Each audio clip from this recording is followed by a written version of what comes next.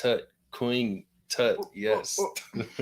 What is going on, beautiful people? Welcome back to another amazing and impactful episode of the True Health Forever podcast, where we shall live our best life through lens of holistic health. I'm your host, Devon Truvel, creator of Black Wall Street, the board game, and as usual, I have with me my bride, my star, the curls popping queen herself. Please introduce yourself. What's up, party people? My name is Sinclair, aka The Health Nerd. Here joining you on a hot Sunday afternoon. You don't even know. You don't even know. It looks hot. You said it was hot, so trust you. Oh goodness, If it is you hot outside. experienced that it was hot, then we experienced that it was hot. Is that what it is? Yeah, I was sitting here on the couch like, whew. Is that what it is? Oh. Goodness, help me, please. Help me, please. Water. Oh, goodness. But today's episode, right? I think we don't always let the health nerd run free. I feel like we usually got the reins on. Like, no, Sinclair, that's too much. No, don't do that. Today's episode, the health nerd is gonna dive deep into what is bio individuality. Right? We talk about true health forever all the time. And when we say true health, we're really talking about like everyone's health journey, everyone's health experience is definitely true and specific to them. And there's actually a term called bio individuality that goes through that. So that's what we're going to talk about today. Get your pen out, be ready. If you're driving, do not get your pen out. 10 to 2, stay focused, and you can come back later on and take some notes. Queen, after you sip this pu'er tea, are you ready? Oh, yeah, I forgot to talk about what I'm drinking today. Go ahead. Pu'er tea. That's it? Oh, my goodness. I'm just kidding. I'm just kidding. No, you're done. You're cut off officially right now. Let's get into the episode.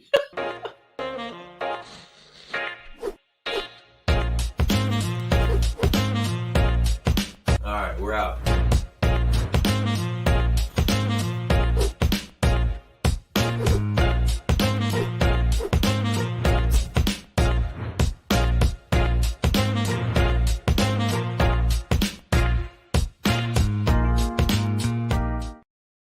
Yeah, no, I'm not dealing with your foolishness today, Sinclair.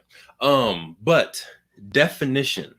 That's usually where we start out. This means that you deal with my foolishness. Foolishness? No, that means I deal with you as a holistic person. Which includes my foolishness. Includes, yes. But I am not going to limit the dealings today to just the foolishness.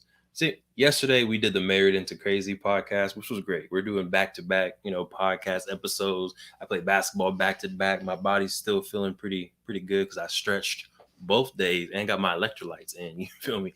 But the topic for the day, Sinclair, is bio individuality. And how to embrace your bio individuality. It's one thing to know what it is. Mm-hmm. It's another thing to know how to embrace it. What do you do with it? Talk to him. Okay, so can I... Is it? You're gone. Okay. Ready, set, go. So first thing, I always want to start off with like making sure we're all talking about the same thing, right? When you're listening, we don't want to just start diving into how to embrace bio individuality. We haven't even talked about what it is. So we can put the graphic on the screen, please. So basically, bio individuality means there is not a one size fits all approach or a diet. Each person is a unique individual with highly individualized nutritional requirements. Mm-hmm.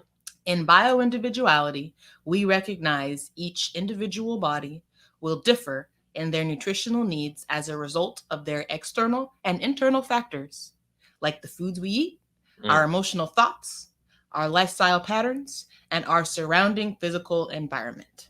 There it is. So that was a lot to unpack. So for the folks listening, we're going to say bits and pieces of that again, not the whole thing. And then for the folks watching, let's go ahead and throw up that graphic just to support the visual learners that we have.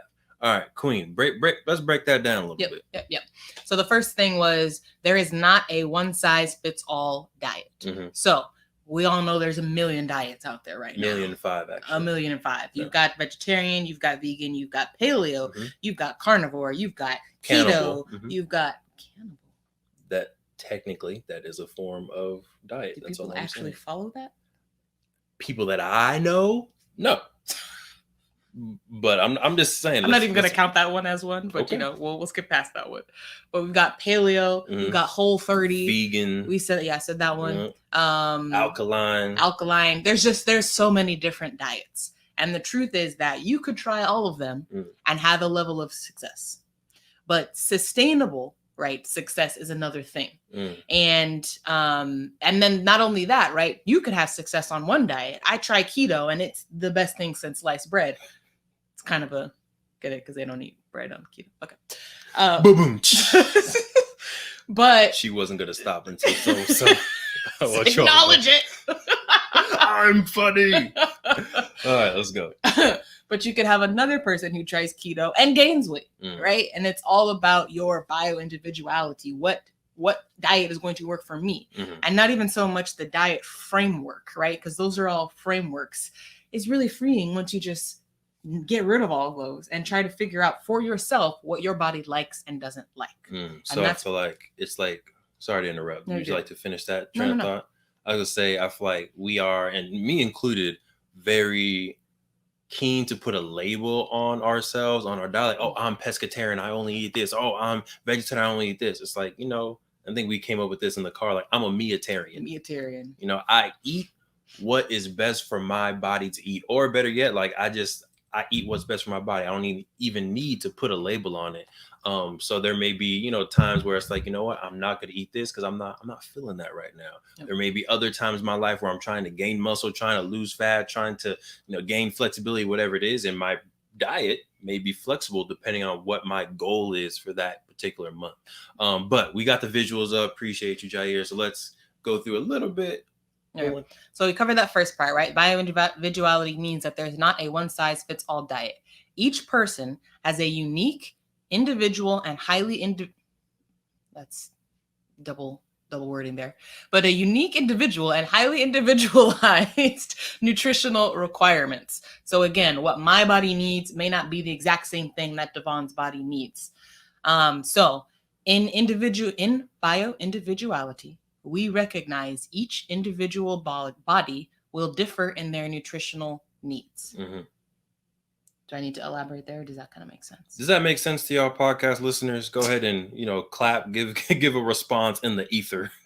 I'll fill it later. But I think that makes sense. Everybody's body is different, so everyone needs different nutritional kind of aspects to it. To me, that's a pretty straightforward one. And as of now, there's not at least an open to the public, an easy way for somebody to like, I'm just going to prick your blood and tell you everything you need to know. So right now it is a little bit like, okay, you get this test and then you get this test, which we'll go into later. But the important thing to know is there are tools available, right? And they're now readily available to where you don't even necessarily need to go through a doctor to be able to run these assessments on yourself. There's a lot of at-home things, which again, we'll get into later. And before we head to this next point, I do want to say DNA sequencing is here. It is. Like, it's like we're on the cusp of DNA sequencing. We're on the cusp of being able to change aspects of your DNA. I know y'all have heard of those designer babies. Like, people are literally out there doing that. But you can do it for designer babies, which we're not going to get into. Or you can also do it to understand, truthfully, your own individual DNA, where you come from, what are foods that are good for you, what's the correct sunlight exposure that you need, like all that stuff, in my opinion, is the future of healthcare. Yeah. Healthcare done right, we will be able to DNA sequence you and say specifically, this is exactly what Sinclair needs based on her DNA. That is literally the future. Yep. Rather than, I think, the typical approach and kind of what a lot of our modern medicine practices have come now has been one demographic that they did research in and then just said, this is what everybody needs. This will work for everybody. Yeah. You're close enough. Yeah. There will be some side effects. Right. But follow the general requirements, right? We're moving away from that approach and to the more individualized approach, which I think is a great thing. Agreed. So the last part of this quote was that those nutritional needs, they're going to be results of your internal and external factors. So things like, and one of the biggest things, if I may say, the food you eat, one of the bigger things, our emotional thoughts, lifestyle patterns, and our surrounding environment, all things that are going to determine our bio-individuality. Okay. So let's get into some different types, some different things that vary based on our bio-individuality. So just to reiterate, right, when we're talking about bio-individuality, the reason why that's... Can I say BI? Can we just go ahead and say that? Please. It's a tongue twister to be able to say for the Listen, I'm watching you struggle every time. BI. All right, bio-individuality. It's a long word. If you're listening, every time we say BI, check it, BI, bio-individuality, BI. We rocking out here. Go ahead. So the reason why we want to talk about that, and the reason why it's important, is because, again, there is no one size fits all. So you could be on what's considered to be the golden standard for health diet, right? Like a vegan, no processed food, all of this stuff. But if you have the type of body that likes animal protein, you're only going to be on that diet for so long before your body starts to deteriorate, right? And it could be, again, like you mentioned, we have seasons. We have seasons of life. You may be in a period right now where your body is fine with that. But as you get older, maybe there's an additional need for some protein from a different source that you're not incorporating right now. So that's just one thing to keep in mind. Yes. But some things that vary based on your bio-individuality. One, the foods that build you up versus break you down. Okay.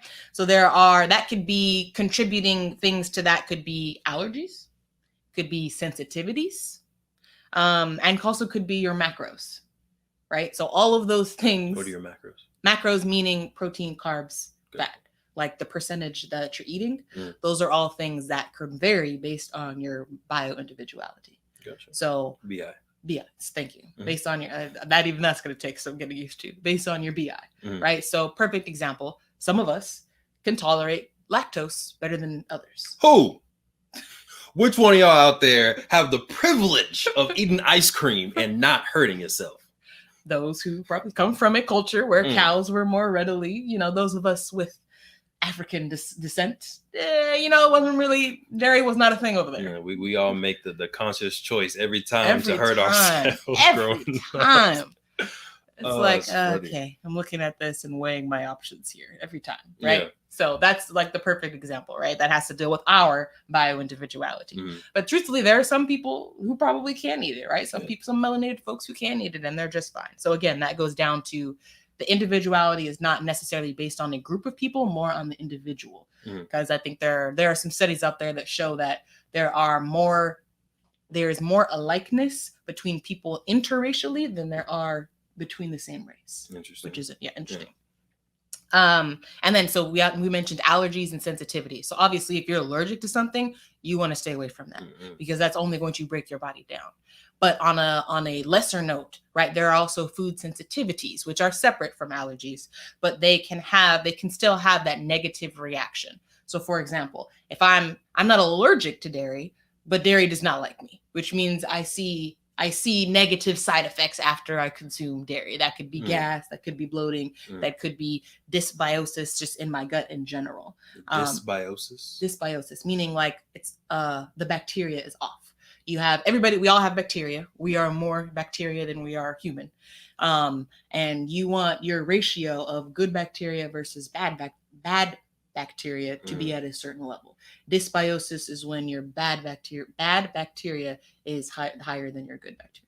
Interesting. And at some point, we need to circle back to this whole we're more bacteria than we are human situation. Not in this episode because I don't have the 50 minutes, but next episode, we'll talk about that because that's interesting to me. Okay. Yeah. But yeah, so those are some things food-wise that are going to, and then the macros. So even we'll talk about like what assessment you can do to figure this out, but even you can have a plate, right? A plate, let's say we have a plate with some chicken, some mashed potatoes, and some broccoli, right? Okay. My requirements, if we eat the same exact plate, I could have some gas and bloating after my meal. You could be perfectly fine. Right. And not even if we were not sensitive to anything on this plate. And that has to do with the actual percentage of the macros there. So the percentage of the protein that we're digesting versus the carbohydrates on the plate. Interesting. Okay. So through metabolic typing, you can figure out what percentage And it's less of a percentage and more about, a percentage can work too. I got an analogy. Okay, you do? Oh, let's hear it. Yes, of course I do. You over here. All right, so literally gas, when you put gas in your car, there's the 85, the 87, the 89, and that is a percentage. Yeah. I don't know what it's a percentage of, to be honest with y'all. Maybe the chemical engineer knows, Nope. but it's a percentage of ethanol to some other type of oil that I'm assuming, right? And based on your car, you need a certain percentage in there. There are certain cars, Sinclair likes to think her Honda needs 87, 100%, but there are certain cars out there that literally, if you try to put some 85 in it, it will break down. Mm-hmm. It needs 91 or else it will break down. And I think to Sinclair's point, our bodies are the same way. Sinclair, the health nurse, she got that 91 body. So she needs, or maybe, I'm saying maybe it's 100 body. But anyway, she needs that 99, she needs that 100, whatever it is for her body in order for the gas to function properly. Perfect example, because it's gasoline going in the car regardless, right? But it's the ratio that's important. Right. So, yes. So, for example, I'm doing a lot of these assessments on myself right now actively. So I just did my metabolic typing, determined I'm a slow oxidizer, which means I burn through fuel slowly. All types of fuel? Sure. Food. Okay. I burn through it slowly, then a fast oxidizer. But what that means is that when I sit down and eat a meal, less of it should be protein and fat. More of it should be carbohydrate. Because carbs burn faster already. Look at you making connections. So it's really about right, if you're a slow oxidizer, then yeah, you got it right. Cool. But that's an example of an assessment you can do to figure out your unique needs, right? So not only what should I be eating, but how much of it should I be eating? Whether you're a morning bird versus a night owl, right? Sometimes we hear those phrases thrown around. That can be a preference. That can also be something in our inner workings, right? That has to deal with when that sunlight hits our skin. How does our body respond? Some of us are sharper in the mornings when our cortisol levels are higher, and then others are going to be maybe a little slower in the morning, but they light up at nighttime, right? When that sun goes down, for some reason their energy levels are higher, right? So that can vary. It's generally that people are, have more energy and more of that willpower in the morning, but there are those out there who are they're not morning people. They thrive at night. So that's another example of your bio individuality and how it can affect your daily life. Yes, the Queen says those are circadian rhythms. I've been paying attention to I like the way you throw those terms. Circadian rhythm. Listen closely to your True Health Forever podcast. Sleep requirements is another one. You've heard folks I only need 5 hours to sleep. I'm just like, if I only slept 5 hours every day, every day. If that was what I scheduled, my body would slowly break down because I need more sleep than that. And then there's some people who need 10 hours of sleep, right? That's a difference. Now there are probably other lifestyle factors that go into that, but at some point there is also that bio individual, the BI. I try to help her, y'all. I see you, Jair. Thank you. But yes, that's a factor too into how much sleep your body needs. I think for me, when I get 6.5, I'm good. Yeah. If I get less than 5, don't really talk to me that day. It's gonna be a rough. I'm putting on a mask. I'm putting on a strong act right there. But if I get a solid 6.5, 7, I got good sleep last night, I feel good. Yeah, you're good over there. Okay. Your laptop's not connected, but we got it situated. Last thing that we said before it cut off was, 1, I need 6.5 to 7 hours of sleep in order for me to feel 100%. And then the Queen said, it varies from person to person, but keep rocking with us. Go ahead, Queen. The last one was calorie absorption. So not so much the calorie intake, but more how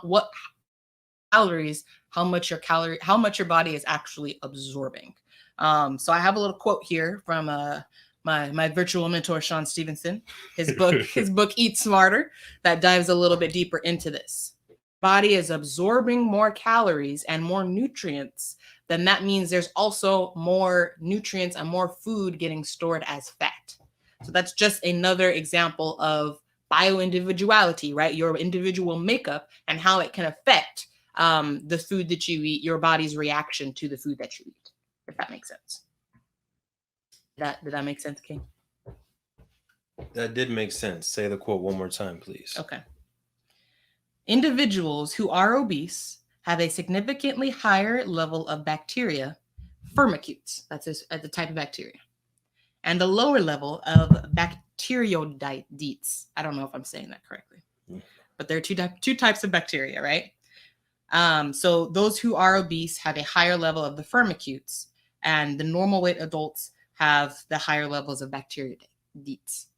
Okay. The reason why that's important is because it's proposed that a higher ratio of firmicutes, which are the ones that the folks who are obese tend to have more of, in their intestines, make them more efficient at absorbing calories from food.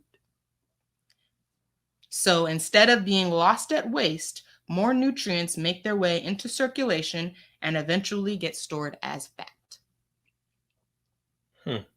That doesn't make logical sense to me, because you would think that the more bacteria that you have in your gut that are efficiently absorbing calories, that would be good for you because your body's able to absorb the nutrients. If we are not eating in excess, right, then that would make sense. But I think the standard person is probably eating. I got it. Ooh, let's go. Did you see the light bulb? I did. It was like ding. So your body, I think, is overcompensating for the lack of nutrients. You're putting a lot of calories in your body. You're putting a lot of food in your body. Because there's not a lot of nutrients in there, your body needs to over absorb. Because it's like, where is it? Right. I'm looking for it. Where's the vitamin A? Where's the vitamin Z? Where's the zinc? Where's the magnesium? I need it. It's not here. So then your body gets an overload of the calories versus someone who's eating a lot of nutrients all the time. The bacteria don't even have to try that hard. It's like, oh, there it is. All right, cool. All right, well, we clocking out early because we got enough nutrients. We got what we today. need. Yeah, right. we're done. Right. So it's like we got what we need. The rest of it can go to waste. Versus, the person who's maybe not eating as much of a nutrient dense diet. Yeah, it's going to be absorbing more calories, hoping that it gets more nutrients, but then it still doesn't. So then it just stores it as fat. Interesting. Right, because it's got to hold on to it somehow. Yeah. So that's the things that can affect the things that vary based on your bio individuality. Gotcha. Okay. So we keep a food/health journal. And so basically this is, okay, I eat something and then how does my body react? And you can do this based on food. That's a good start. You can also do this based on overall health. So, hey, I meditated 5 minutes today. How did that affect my day? Did I notice that I was more calm? Did I notice this or that? But it's really, really. So, Queen, I'm gonna stop you for just a quick second. Yes. So I appreciate you. You've been on a roll. You've been doing your thing. People would have never noticed. But I gotta go back because I feel like there's a lot of information that you were saying that may or may not have been captured or understood. Okay. So you were giving a lot of energy. So I know I'm trying to stall a little bit so you can build the energy back up. But I need you to actually go back to how to discover your bio individuality. Okay. After we go through how to discover it, then we can move on to this how to embrace function steps. Okay. Hit us with it. We know what bio individuality is, right? We know what things can vary based on our bio individuality. Now we want to talk about how you can discover and how you can start to learn about your individual BI.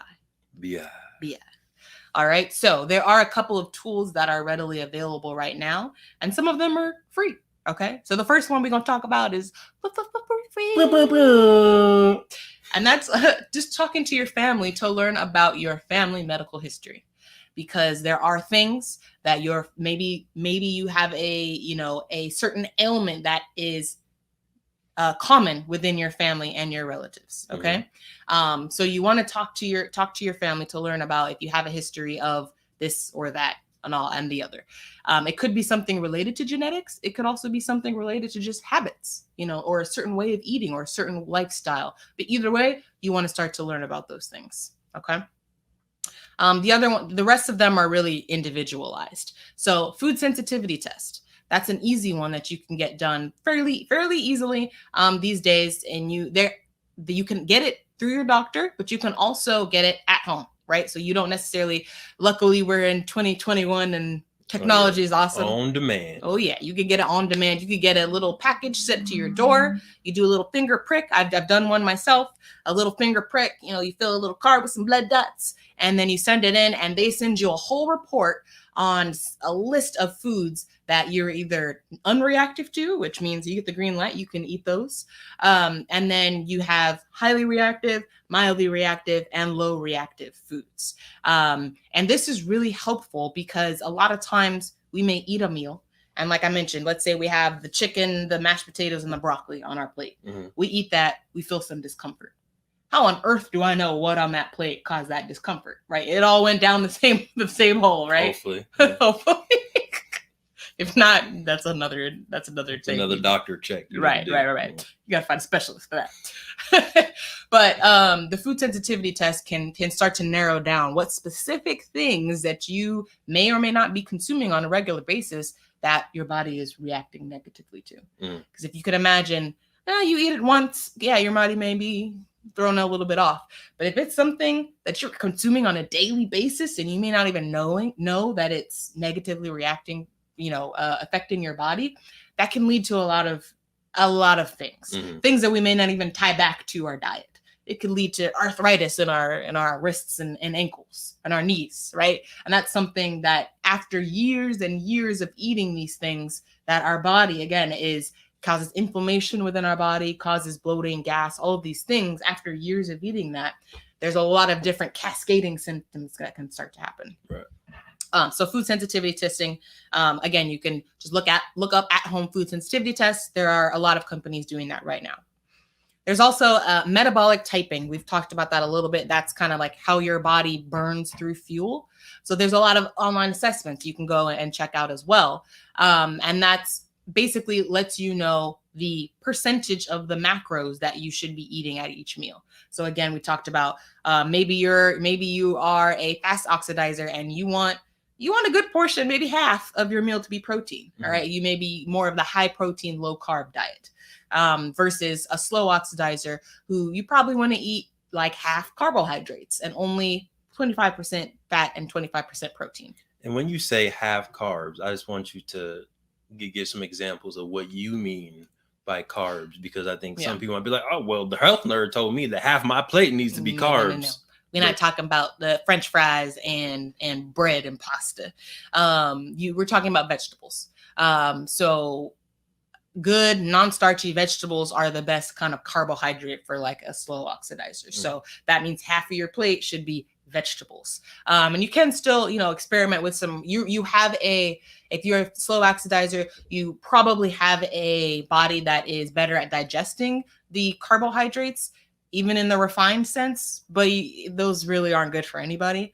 So you'd still want to stick with the whole grains. Okay, the things that your body can more recognize, your wild rice, your brown rice, things that haven't been stripped of all of its nutrients. If you're going to do bread, some whole grain sprouted bread, which we had finally. Yes. I think we've been said, we said sprouted bread so many times on here, but we haven't had it yet. We just had it last night. Mm-hmm. It's good stuff, y'all. It was. Again, these small substitutions that you can find can make a very big difference. We normally would make that sandwich with some brioche bread. Bomb brioche. Which I do love some brioche. I do. However, this switch did not, sometimes we hold these things like, I can't have this sandwich without a brioche bun. Yes, you can. Yeah, we can. That was you imitating yourself. I just want you to know. Anyways, we can make that switch, especially if it means potentially adding years on to our life. That's what you tell yourself. Okay. Yeah. All right. And then another assessment or a test that you can get, and they offer like at-home tests for these things. It's something that basically measures your gastrointestinal tract and like the bacteria in it. And if you can test it to make sure you have any parasites and things like that. So those are things that you can start to look at for at-home testing. I don't want to throw out any specific companies. Ain't nobody, sponsoring us or anything like that. I mean, you can go ahead and give them one company. Okay. Just one. One that I've used, right? I'm going to give you one that Exactly. I've used. It's called Everly Well. Yes. So go ahead and look that up. They have a lot of different at-home tests that you can do just to start to learn about your body. Hormones, metabolic wellness, and food sensitivity are all ones that they offer. So go check them out. Boom. If you do want to throw us some money to go ahead and sponsor, I'm just saying we're open to it. Yes, Everly Well we are. All right. So those are some examples of things that you can do to start to learn about your bio individuality. Yes. And before we go to the next one and we can show the graphic, this is why you definitely want to get you a health coach. And we have one right here. If you're listening, if you're watching, you're like, man, there's a lot of different tests. I know all this stuff available. It's okay. We're introducing it to you. But we also have a health coach right here who is semi-familiar with it, already done it herself, coaching other people through it as well. So definitely head to truehealthforever.com. Get your free health coaching session. And if you're interested in metabolic typing, this gastro something track, all that good stuff, and you want to know a little bit about your BI, you want your BI. Go ahead, truehealthforever.com. Set your session up. We got you. Because truthfully, it can be a little overwhelming. Right. Yeah. Once you find all of this out, it's like, okay, cool. It's like overload. Like, okay, well, now I know I can't eat this, and that. Now what? Now I know this, and this, and that. Now what? It's the now what that folks usually need that help with.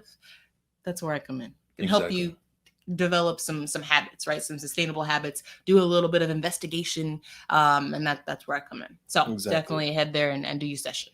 Yep. But for the folks that might not do that, we're still going to give you some steps. Yeah, y'all know we give free game away all the time here at True Health Forever. So Queen, yes, hit them with it. What are some steps that they can start doing today? So if we could hit the graphic, we have some steps you can take to start embracing your bio individuality.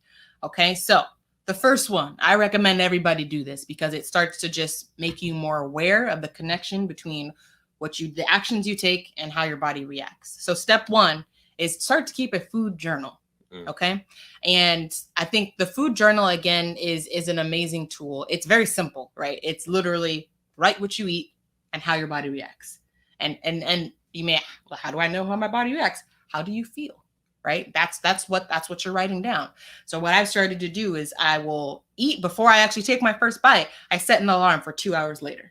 That's to remind me to take note. Sometimes you're so busy, especially like during the week, you're at work, you're not going to remember like, how am I feeling? Let me go write in my food journal. So I set an alarm and I write like, okay, I had a salad with some salmon and some carrots and some onions. 2 hours later, I feel energized. I don't feel hungry. I feel satiated.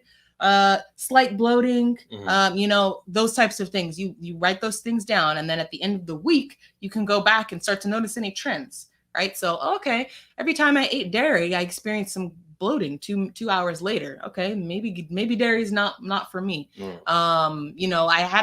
could also play around with your ratios, right? I had a salad, but I put a big chunk of salmon on it, so it was probably a really high ratio of protein, and I felt this way afterwards. I felt heavy, I felt tired, I felt lethargic, I had the itis, whatever it is. A high fat meal, I felt this way, I felt sick, I felt whatever it is.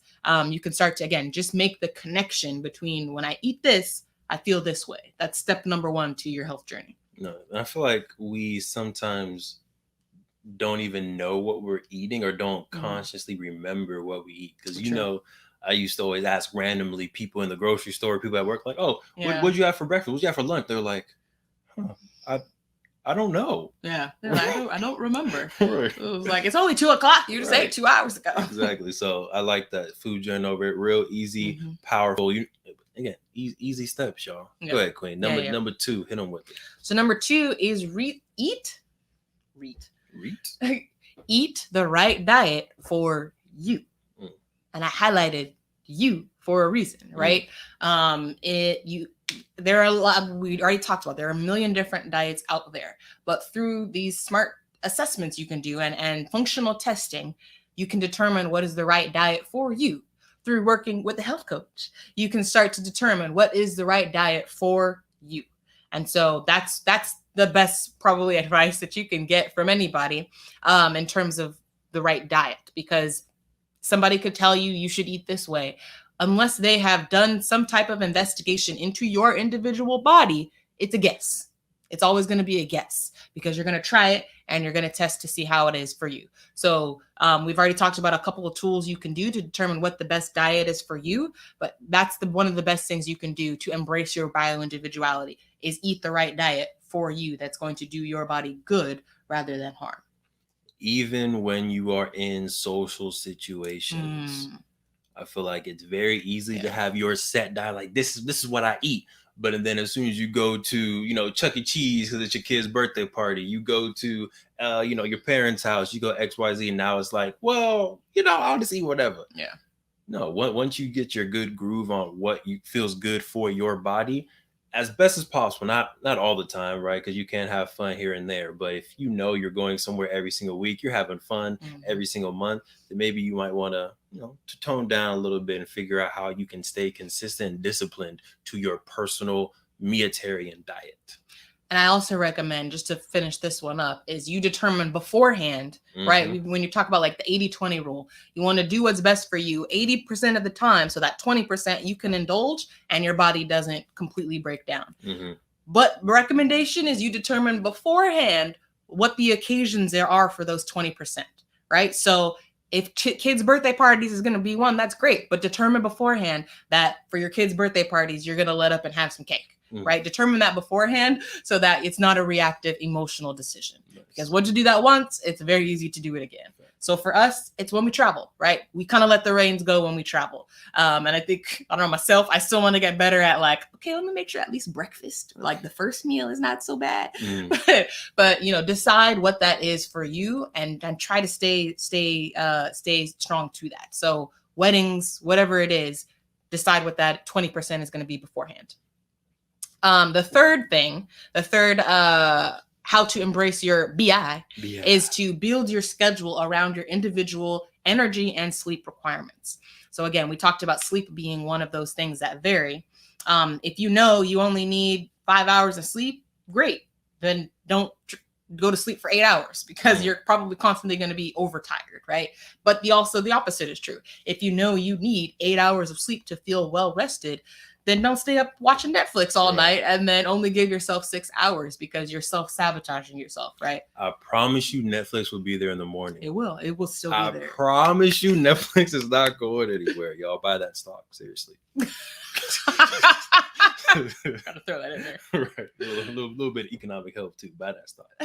But even more than the sleep schedule, right? We talked about if you're a morning owl versus a night owl. If you have the best energy in the morning, then I recommend you have a stellar morning routine because take advantage of that willpower and that energy you have in the morning to get your workout in, to get your meditation in, to maybe cook and prep your meals for the day. Do all of that stuff in the morning when you have that energy. Honor your body and your energy levels. If at night you wind down and you're dead, I would not put a whole bunch of things on your to-do list late at night, right? Give yourself that time to wind down and allow your body to get ready for sleep.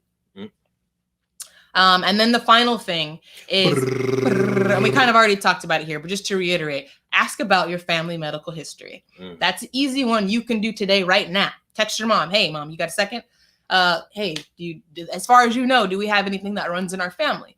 And that can just, again, start to get that awareness of, okay, if this ailment, this disease runs in our family, what can I do today to make sure, what things should I maybe avoiding, or what things should I add to my diet so that I can give myself the best chance of avoiding passing that on throughout the family legacy. Right. So that's another easy one that we can all do. And I think, unfortunately, we assume that, if it's in my family, that means I'm going to get it no matter what. I don't think that's always true. Obviously, there's some things genetic wise. If your mom had this disease, then you're more prone to have it. But the earlier you can try to adopt some of these healthy things, heart disease, right? Heart disease specifically, in my opinion, Sinclair can correct me, is not genetic, right? There are some heart disorders that are genetic, but heart disease, not genetic. Heart attacks aren't genetic. High blood pressure.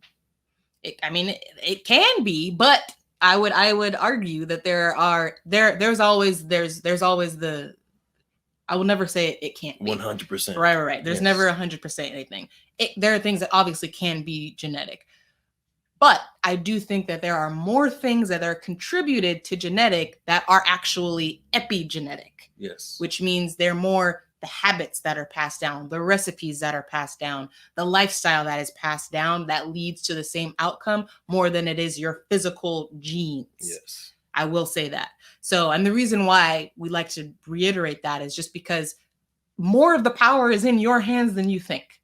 Because unfortunately, I think when we say it's all genetics, there's nothing we can do about that. Your genes are your genes, right? And that can feel a little bit helpless. But if you know, and if you feel that I can change this may be, this may be the fate of, my family members, but I can change this. That's a lot of power in your hands. And it can trigger a lot of actions, good actions that can be passed on to future generations so that you can start to change that habit and change that legacy. Boom. Thank you for saying that better. Appreciate it. I got you.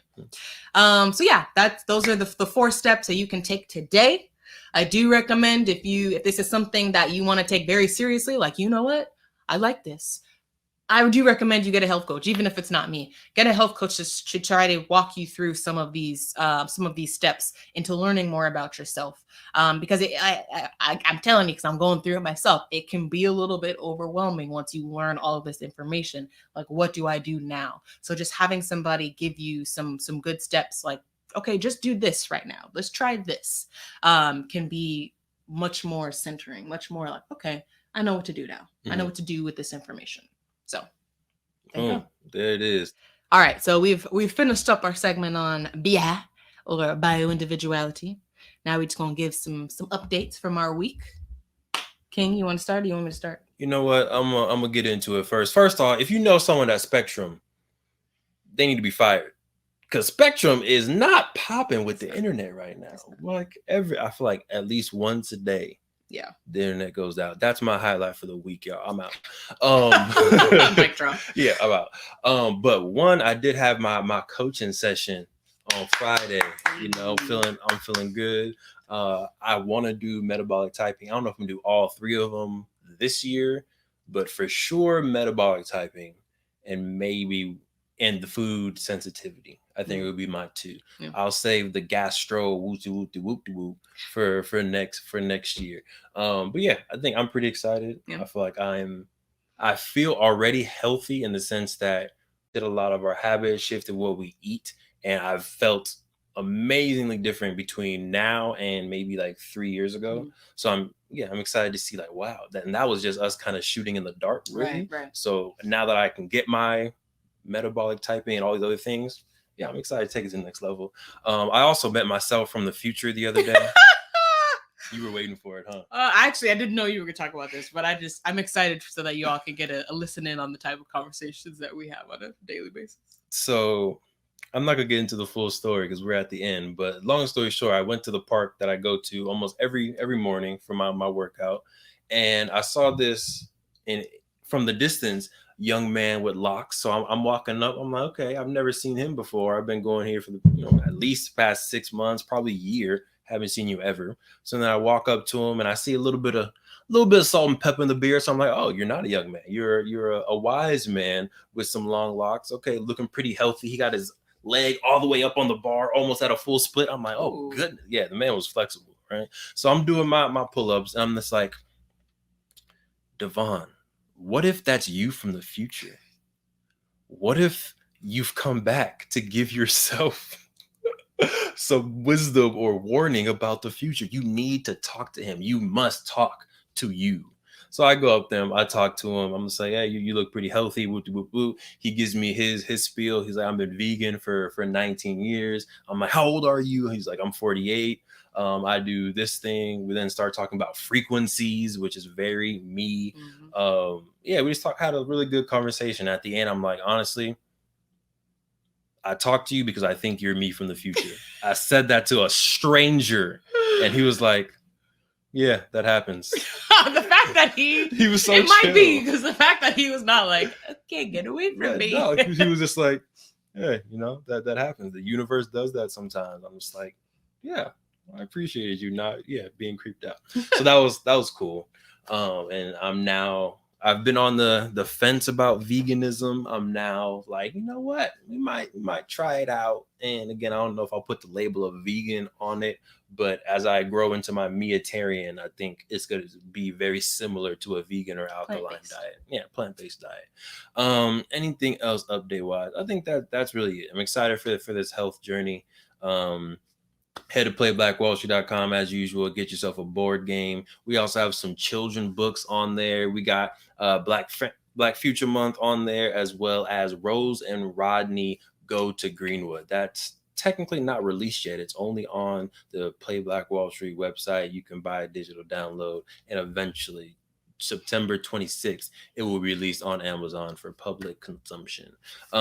Queen, Yes. talk to him, your powerful health coach and self.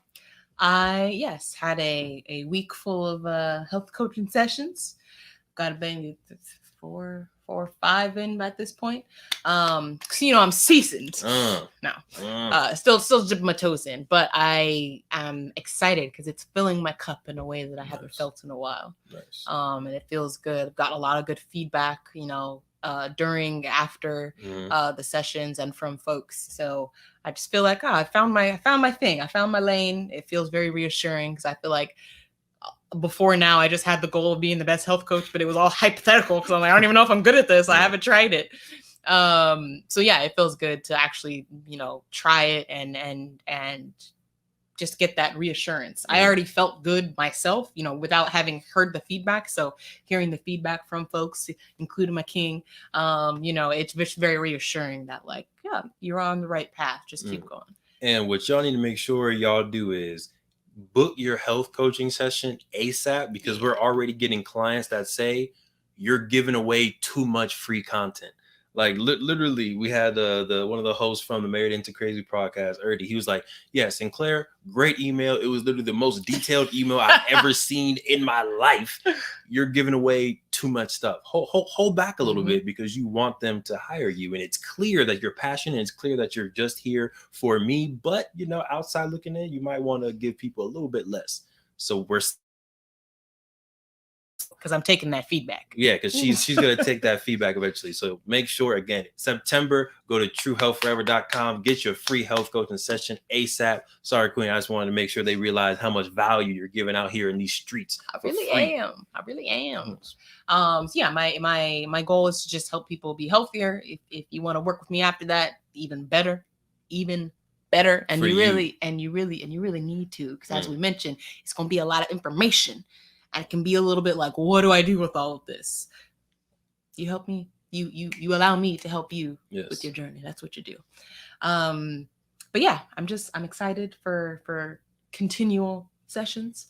But yes, you do want to go and book yours now, because we gonna change things up a little bit after September.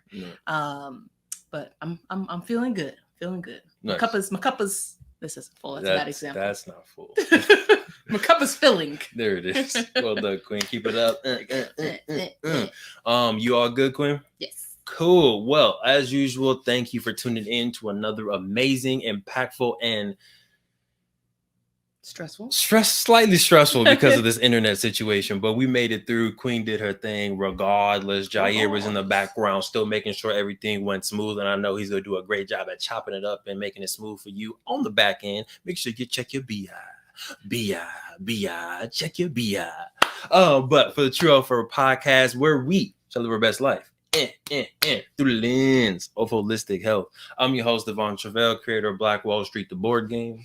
I'm Sinclair, aka the Health Nerd. We hope y'all stay healthy. We hope y'all stay mentally wealthy. And of course, we hope y'all stay true.